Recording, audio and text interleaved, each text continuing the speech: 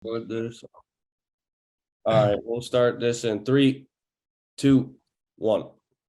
What's going on, guys? This is the Circuit Weekly Newsletter, episode 6. I got my man Alex Karamanos, and then I got my man Brandon Jenkins of 24/7. That's the homie right there.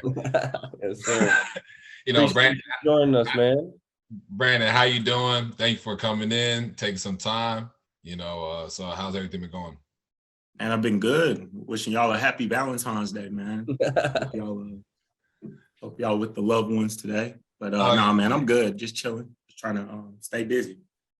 Oh yeah, absolutely. Yeah, no, I am. I'm in Atlanta. I'm in Atlanta with my girl. So going to have a Valentine's Day dinner. I did got a little Build-A-Bear. That's my first. Like I like to build up my week, my Valentine. I don't do this at Valentine's Day. Like I like to go the whole week. You know what I'm saying? Oh, okay. Yeah, something every day going to the weekend, Over here letting her know that she loved. I feel Yeah, facts. R&B on you. That's what I'm talking about. Oh, man. Alex, how are you? Good, man. Same thing, I got the word. Oh, he got Hey.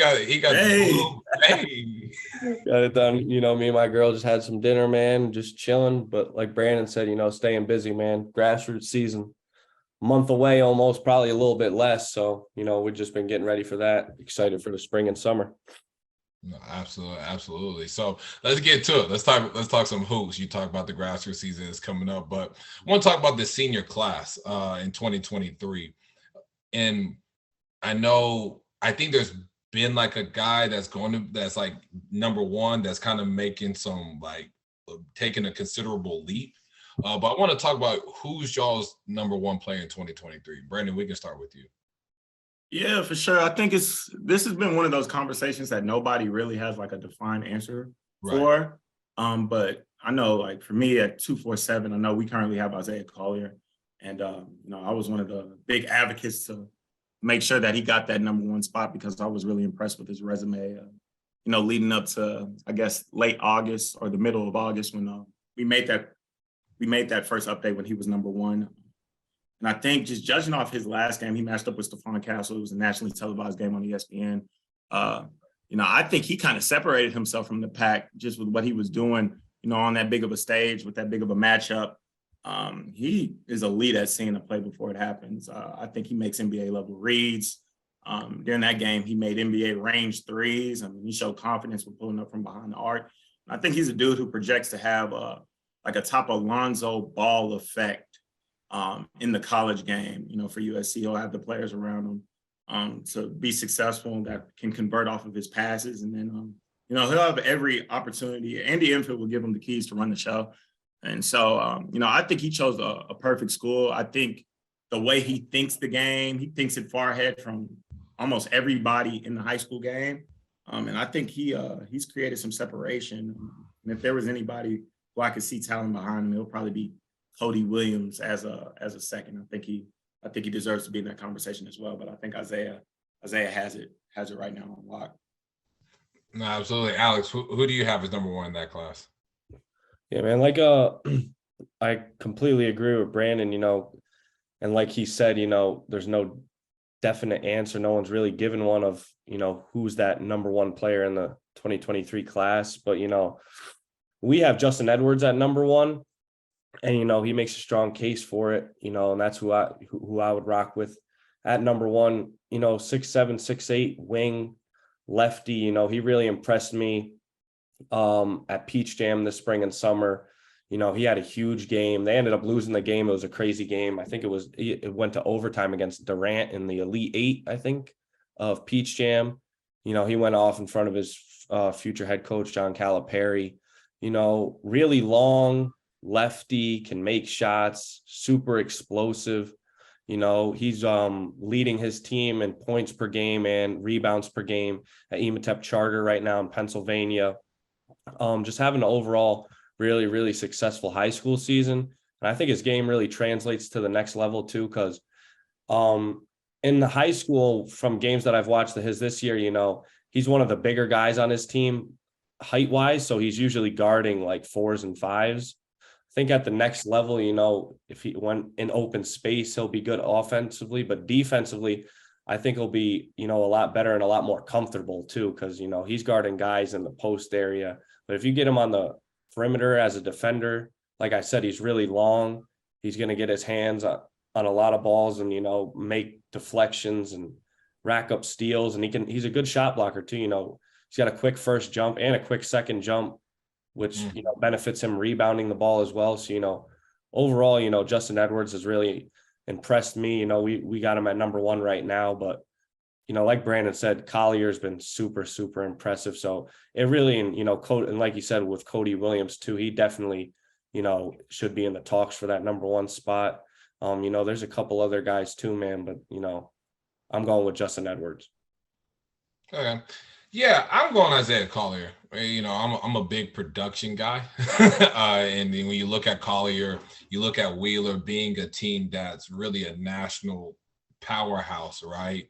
And all their losses have been against other powerhouse type teams. So for me, it's Collier, just like Brandon talked about, the vision, just his improved shooting, just really seeing to play for the play, can defend, full court. I think those things translate. Obviously, we're going to see where the shooting translates at the next level in college, but I think there's some really fine improvements that will allow him to be a decent level shooter that, defenders going to have to respect and actually have to close out on.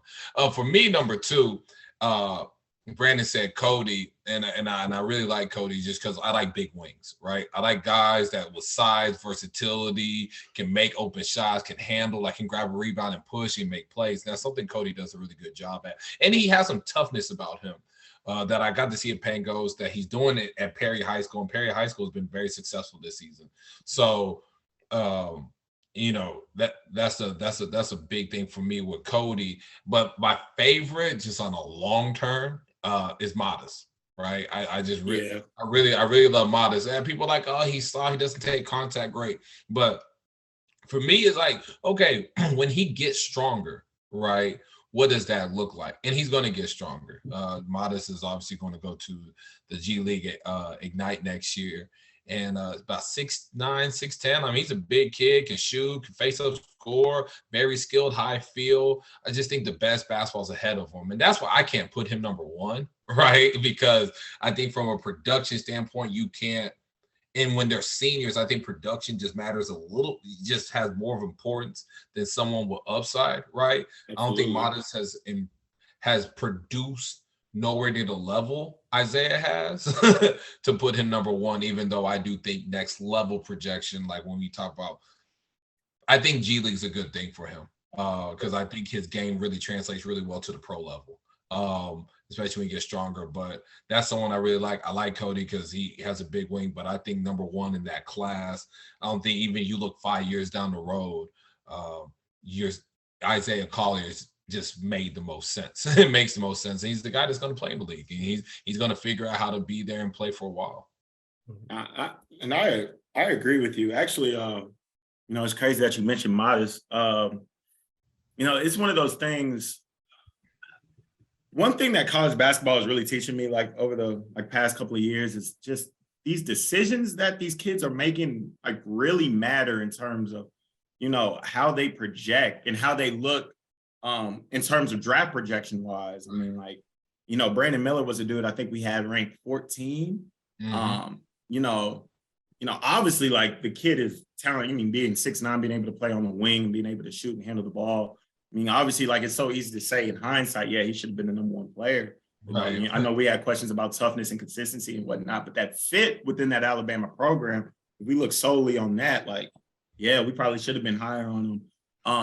And I know you mentioned Modest, he's one that I'm very confident that he did not need to touch any type of college basketball. I think they would have, handicapped his skill set. Right. And not saying that the G League won't, because he'll have to try to buy into the raw. I mean, he's playing with grown men who are maybe even more better and more skilled than he is. But I think the one thing that he will be able to learn is how to use his skill set in the best way to find his niche in the league. I think he'll be able to get a great glimpse of that and be able to learn and mature. And, I don't think he's soft. I think there's some toughness in him. I think he has a level of confidence. I just want him to be stronger with the ball. If you're going you're going to market yourself as a point forward, nobody can be taking your ball. I also want him to buy in more of being a catch and shoot artist. Like I think if he like finds the efficiency within his versatile, style of play, I think we could look up in hindsight and he maximizes potential and he could be the number one dude. But like, yeah. And then I know Alex, I know you mentioned Justin Edwards. The only thing that, holds me back from him is just Kentucky, they tend to do their best when they have like a nice sized guard who can always get the piece of the paint. And I just, I feel like Justin Edwards' production in college is gonna have to. It deals a lot with what DJ Wagner and Rob Dillingham are going to bring to the table. Right, I agree. I think they're both talented from their perspective. Obviously, DJ Wagner with the genes and his ability to defend and make plays, and then Rob Dillingham with his ability to break down defenders.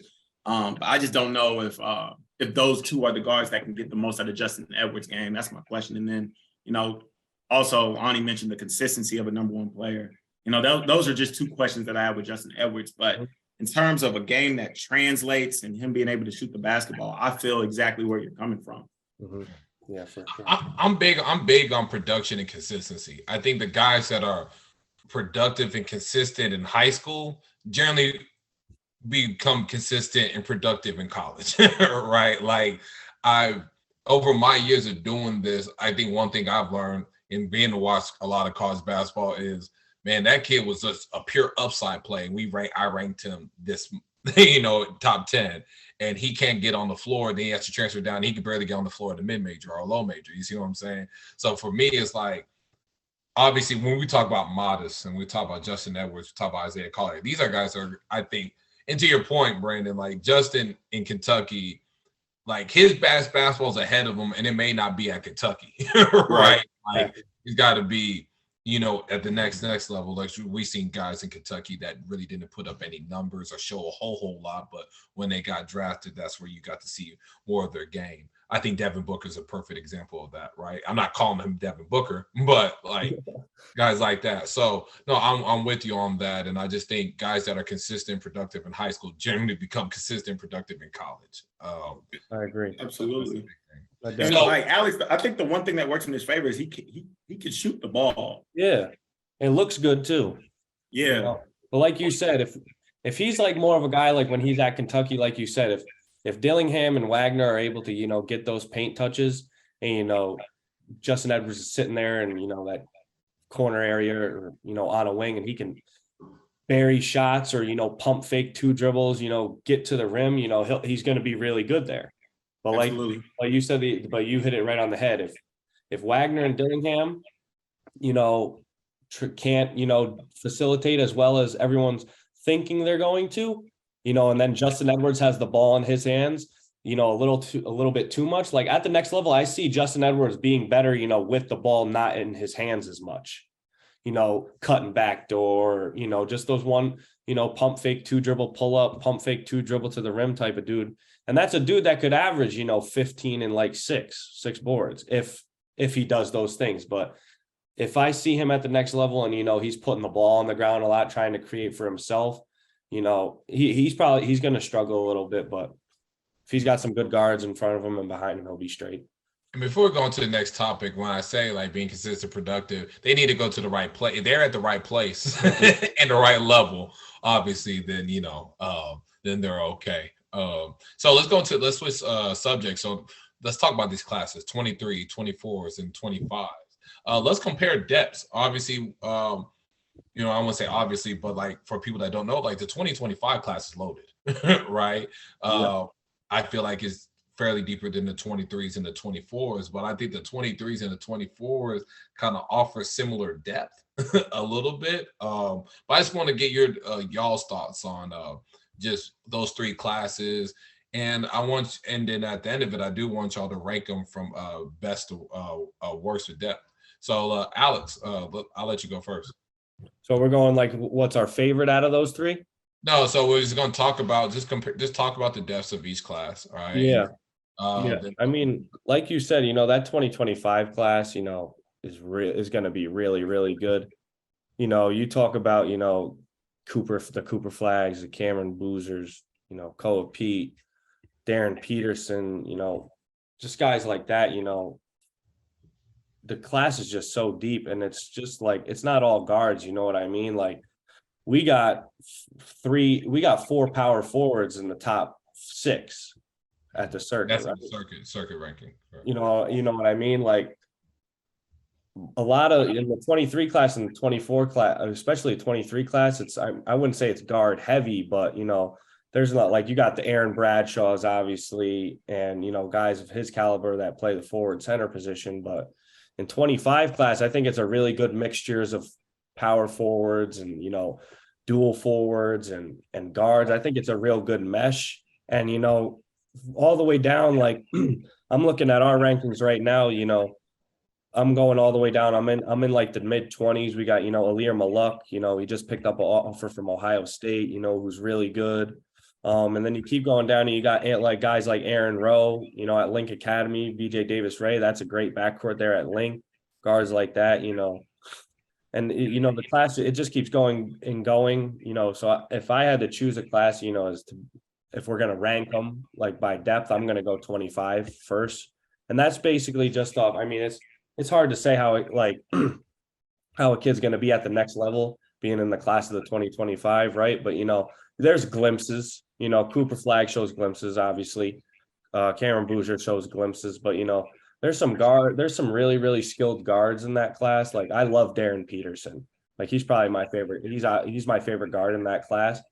And to have that many years of high school left, and that many years of grassroots left, that many more years before you get to college in the weight room, that's the stuff that I look at. So like a guy like Darren Peterson, like who knows where he's going to be when he gets to a freshman in college. And, I think that's what makes it, a little, that 2025 class, I think that's what makes it a little bit more intriguing, right? Because the kids, they're so young, and, we're putting these comparisons of what we think they're going to be now. But, it's really interesting. Like the kid could be a totally different player in 2 years. Right.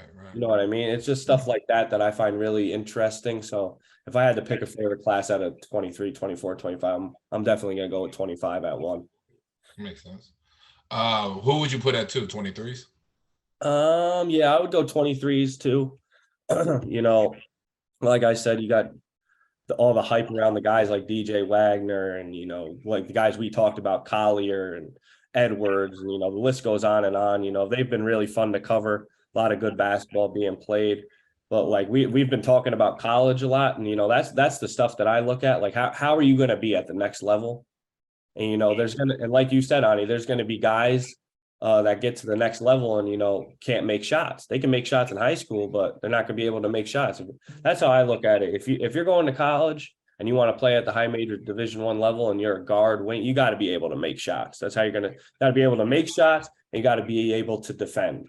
And a lot of these, if we're going to be completely honest, there's some dudes that really guard in the 2023 class, but there's a lot of dudes that don't guard.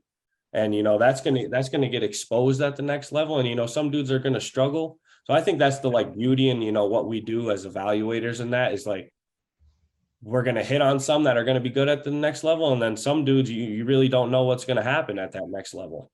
Right. They could be studs, or they could be, like you said before, Ani, they could go to a mid-major, they could transfer down all the way to a low major.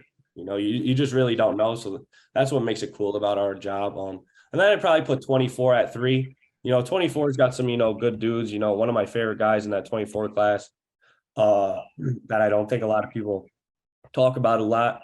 He just was named first team to, his district's league in Philly is, Robert Wright going to Baylor. He's one of my favorites out of that class, real tough, Philadelphia guard, plays hard, makes shots, going to Baylor.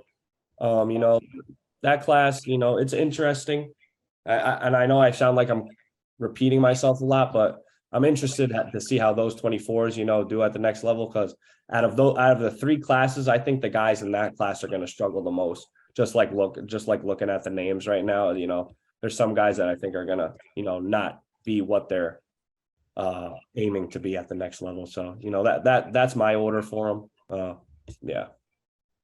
Brandon, what's your take? Just comparing those classes, and then what would you rank them from 1 to 3? Yeah, I think so. I feel like 247 like bases also bases their ranking off of like a combination of pro and college projection, but obviously like our site, markets to colleges. But obviously the ultimate goal for these kids is to make it to the NBA. Right. And so in terms of like just pro projection wise, I feel like it 2025 is obviously number one. Like you said on it, they're just very loaded. I'll put 2024 2 and then 2023 at 3. And my reasoning for that with 2025, just the top of that class, it just translates. And like Alex said, they have 2 years to even get better. And I think they're really good right now. I got a chance to see a lot of those guys at USA Basketball back in October. And, just look at the number one player, Cameron Boozer, is just, he's there, he's ready. He's a grown man. like physical as a power forward should be, the skill set of a guard. He can pass, dribble, and shoot at 6'9". Like the skill and feel is there, and it's just effortless to him. You mentioned Darren Peterson. Darren Peterson is a dude. I mean, Cameron Boozer and Cooper Flagg are at the top of that list. I can see him being mentioned in that realm, by the time that they're seniors. I mean, Darren Peterson is a skill guard who plays with like Paul Pierce pace. Like it's like he can't be sped up. So 2025 is just loaded. I mean, even when you look further down the list, you have a lot of dudes who may emerge. I mean, look at Jermaine O'Neal's son. I mean, I don't think he's tapped into what he fully can be yet. And he's one of those like under the radar dudes. I mean, he can shoot the ball. His athleticism hasn't even fully tapped in, and he's already, has some pop in his legs. There's just so many ways you can go talent wise with that 2025 class. And, they have a lot of time to improve and for their athleticism to tap in and for their bodies to mature. So, they're the promise. And I don't think COVID has affected them as much as a class. And that's why you're seeing them, being highly regarded by, guys such as ourselves. And then when you look at 2024, look at the top of that class. I mean, Trey Johnson, he's a dude who's very, very productive and also matches his production with a high ceiling. Because I don't think he's tapped in. I mean, like he hasn't even fully, taken advantage of how to get to his spots on a consistent basis yet. And I think when he figures that out, figures out how to play with like talent and like, get it all and put his whole full package together in a form of winning, which I think he's simultaneously improving on as we speak. I think the best is yet to come with him. Dylan Harper's stock is rising. I think he's a dude who's going to be in the conversation for the number one spot. Yep. Obviously, he has the genes with Ron Harper and whatnot. And then there's just a lot of like naturally gifted dudes who were meant to play the game of basketball. You got Ace Bailey in Georgia, 6'9" wing. Dink Pate can play any position on the perimeter at 6'8". Carter Bryant out of California, 6'8", who can play like the 3 and 4 position. That it's a very positionless class where like these dudes are just missing one little thing that can put them over the hump and put them at that spot where they're legit can't miss NBA prospects at long term. So that 2024 class has a lot of upside, a lot of NBA upside, and a lot of college talent as well, as you like dive deep into it. So I like them. And then 2023, I mean, like I hate to be harsh, but like it's one of the worst classes I've seen nationally, since I started. And that's no disrespect to anybody that's in the class, just calling a spade a spade. And I think it would do the majority of that class well if the NBA wasn't on their mind. And what I mean by that is not saying that they're not good enough to play in the league, but really like, I really challenge that class to invest their time into college because, if you don't have that NBA in the forefront of your mind and you actually invest time into trying to be a productive college player, I think it would do them well long-term in terms of, having a long career in the NBA versus just going there and, trying to make it past struggling to make it past the first contract. I think there's a lot of good college players in this 2023 class that can help the programs that they committed to win. I don't think it's an NBA heavy class. It doesn't scream NBA talent off rip. And, maybe we look up a year from now and I'm wrong because, that happens every year. But I would really like challenge these kids and it doesn't just have to be them, like all kids as a whole, like just to go to college with the idea that you're going to be there for multiple years because you never know, if you actually invest that time in, you may get all you want and more. Mm-hmm. And so I think it's a very college heavy class, but still a good class. Nevertheless, just one of the, like talent wise, it's just been one of the worst that I've seen because they're like I said, it's been a road to finding the clear-cut number one in that class, and I think that speaks for itself. Right. No, absolutely. I'm with you guys. 25. Again, like I talked about earlier, is number one on my list. You can talk about Karen Boozer, Koa Pede, you go Cooper Flag, top heavy. Then you talk about like Alex Lloyd, and you talk about Hudson Greer and Parker Jefferson, who just now getting healthy. And you talk about Jermaine O'Neal's son and Jaden Toombs. Well, I mean, just a loaded class. I know I'm talking about a lot of Texas kids, but that's how low. But it's a loaded. 2025 is a loaded class. 23s to me is second. I'm like with you, Brandon. I think there's a lot of really good college players on there. I don't know how many just surefire pros or 5 to 10 year type pro guys that we could potentially project. Obviously that's a hard projection, but you can have a feel for guys that could be playing for a minute. And then for me, number 3 would be 2024. I don't think it's a good class. You got Trey Johnson, you got Dylan Harper. But funny enough, I know we only got about 7 minutes left in our show today, but Dylan Harper, I put up when I saw him at Pangos, I put out a report of like pro prospects, and I had a number 1 in that 2024 as far pro projections. Obviously, Trey Johnson wasn't in that camp; he couldn't make it, but that's how high I've been high on him for a really long time. Get like you talk about the genes, his ability to score, the guard spot, his athleticism, size, everything like that. So he murdered that camp. He murdered that camp. He was really good. He was really, really good. So go on to this next subject. I want to talk about like when y'all walk in the gym and you see a player, and this is more of an educational purpose for our viewers. What's the first 3 to 5 things that you look at? Let's go 4. Let's meet me in the middle. What's the first 4 things you look at with a player, and how long does it take for you to project what level he is? So Brandon, we'll start with you. I think for me, it just depends on the position, and really it just depends on 2 positions, because I think when you look at 2, 3s, 4s, 5s, I think you just factor in the size, length, athleticism, and skill and feel. And like that kind of is glaring, especially when you look. The first thing I look at is the arms when I'm looking at the 2 through 5 positions, how long their arms are, and then like what they're able to, what their skill set is with that length. And that usually kind of gives me a quick idea of what they can become and how they can project as Division I talents. But when it comes to that point guard position, I'm looking at how productive they are, because we've had some small guards that have been able to play out major basketball.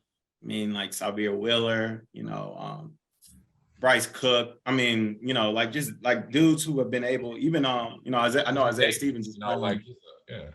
I know Isaiah Stevens is playing mid-major. Marquise Noel is like producing really well, and people thought he was a low major guard. But like really, when you look at the competition they play against and how productive they are, got to factor that in. And if they're still productive against competition that's going to play out major basketball, I think that puts them at that in that space and in that realm. And then with point guards, if they have the size, length, and athleticism, it's a plus. But like point guards need to be productive. That's the standard. But for positions 2 through 5, I always look at how long their arms are, and then obviously the size, the athleticism, and the skill and feel after that. Okay, Alex, how about you? Yeah, man, I'm kind of with Brandon on this. One of the first things I'm looking at is like how it's weird, because from playing basketball, it's just like how comfortable does the kid look out there, right? Like is he loose?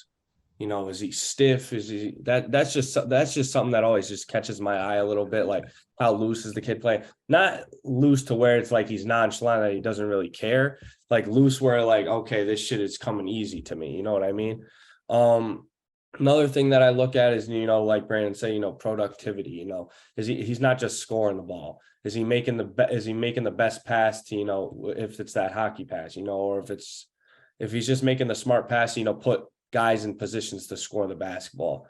For like a wing, maybe the thing that I like to look at is guards. There's a lot of guards today like that are rebounding the ball really well. That's going to help these guards stay on the floor at the next level. If you're going to go in there and you're going to bang and you're going to grab a couple like 4 or 5 rebounds a game, how good are you rebounding the ball, right? How bad do you want it as a guard? And bigs, how fluid they are, how they move, when they rim run, their positioning on the when they position themselves, how do they use their body the best, stuff like that. And, a point guard, just how does he run his team? Obviously I'm looking at all the skill stuff, how he breaks down the defender, what are his reads out of the pick and roll, stuff like that. But I'm also seeing, how vocal is a kid, if he's putting his guys in the right spot to run an offense or to score the ball. I really like looking at the defensive end of stuff because, and I said that earlier, I like to look at the defense, whether it's a 1 through 5, because like I said earlier, if you can't guard, you're going to get exposed at the next level. So like Brandon, I think you mentioned it earlier, DJ Wagner, takes pride in his defense.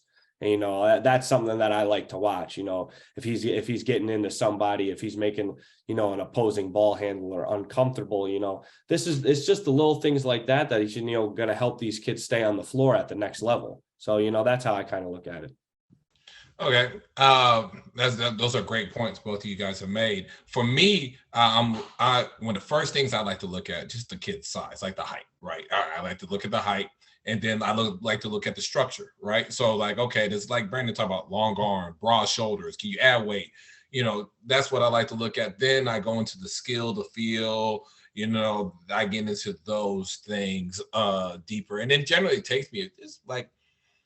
I have an initial projection probably after 10, 15 minutes watching the kid, then I can kind of go in depth more, the more and more I watch that kid. But I definitely like looking at the kid's size, right? Just, just how tall are they? Just straight, oh, that kid's 6'4", all right. Or that kid's 6'5". Oh, he has broad shoulders. Now like, okay, shoulders, then his arms, okay, his feet. Now he's mobile. Oh, like you talk about stiff and being fluid, like how does he move? Like, is it something where he's never going to be that fluid or mobile or all those things? I'd like to look at the physical attributes, then I get into the skill and then I look into like Brandon knows me, I'm an intel guy. Like I look into the intel, look at the information. What about the kid?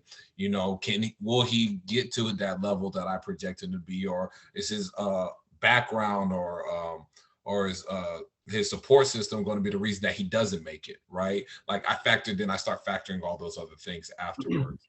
But for me, that's the biggest thing. And I think we're all kind of the same page, what we're looking for as far as just projection. So we got a minute, less than a minute left.